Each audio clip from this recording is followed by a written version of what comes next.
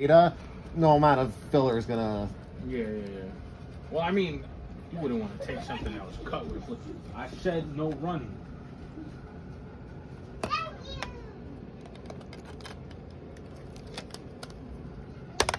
All right, and then you said a Spiderman game. Yes, sir. This one right here. Yep. All those. Not bad. And these ones. I'm gonna put those back. Sorry, Okay. these were possibles that I was looking at, but you can take those back. Gotcha. And then for all that, we're snagging these 4, right? Yeah. Which is Spider-Man, Expendables, Knights of the Round. Turtles 2 here. You can take that back. I don't need that. Shit. Mic check 1 2 1 2. It's the Y2K collector, and we are about 6 days into the month of September, and I have not spent any money on video games yet, so feel pretty good. I'm on a no spending streak, and I'm feeling really good about it.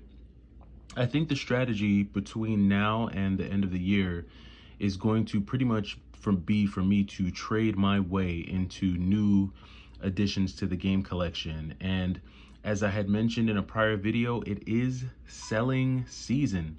So it's always good to be able to add games and add pieces to the collection by doing trades that are fair, trades that don't just benefit you as a collector, but also trades that benefit the store you're trading to, especially if it's a mom and pop shop. And today I went to one of my local mom and pop shops and made a really good trade and added a game to my collection that I've been wanting to add for years now. In fact, I've been watching this particular game sit in this store for about 2 to 3 years.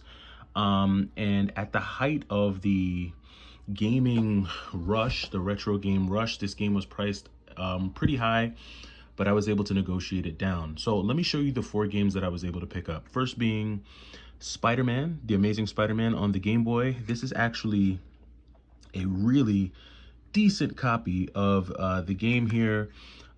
This is for the Game Boy. That label is looking almost perfect. Look at that label. And the front of the cartridge looks really clean too. This was actually a game that I had on the Game Boy as a kid, on the original Game Boy. I played this a bunch. I remember, I feel like my copy didn't have this here, this whole, what is that, interactive video games. I feel like my copy didn't have this here.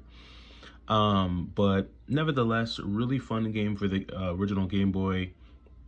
One that I was able to glad that I was able to add, glad that I was able to add, especially in this condition.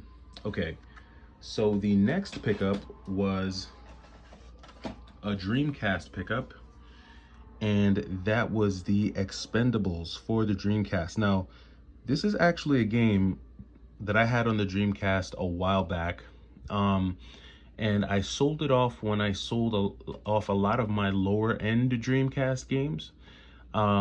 In that bunch, a game that I sold, and I'm still mad that I sold it to this day, Super Magnetic Neo. I wish I would have kept that game, but Expendables was one of the games that I sold with that bunch, and I was actually able to add the Expendables back into the collection, complete in box. The disc is in great condition. Not gonna try and crack this case open because I was having a little bit of an issue opening this case while I was at the store. But I think it just needs a wipe down. I think it just has a little bit of like dried juice or something. Luckily it didn't get on the actual manual. The manual is in pretty good condition, but this is a pretty fun game. This is like a run and gun shooter style game. So I actually like this one and was glad that I was able to add this one back into the collection.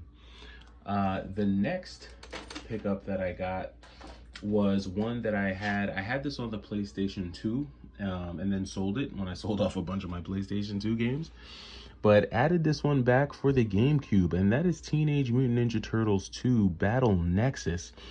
So this one is pretty cool. Was glad I was able to add this one. This one comes with, I believe, the Teenage Mutant Ninja Turtles arcade game, so you can actually unlock that in this game here.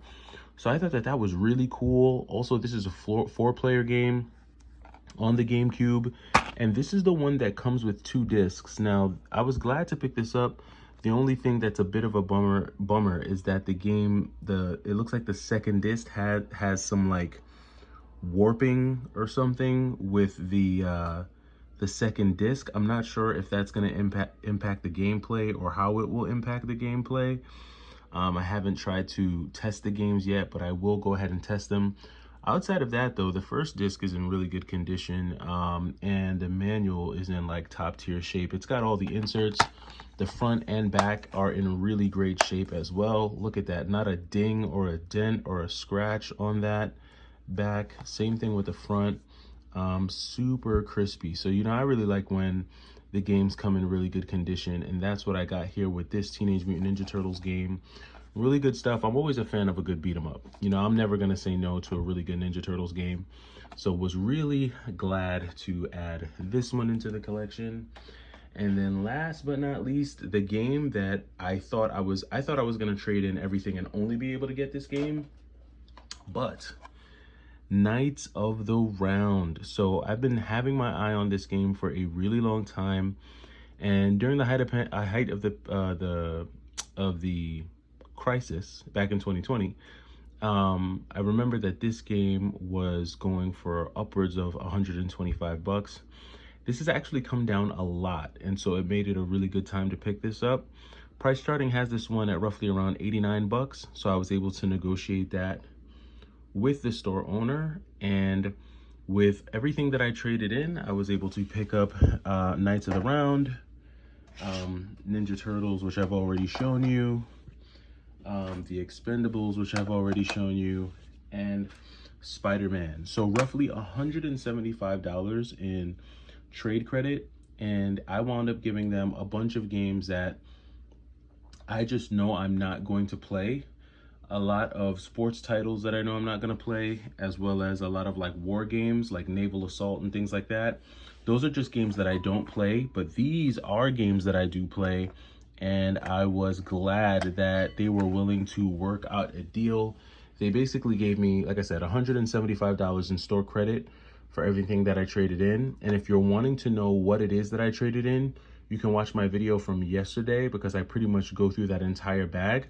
But in a nutshell, a lot of what I traded in was like Lego games, like Lego Batman for the DS, Lego Superman for the DS.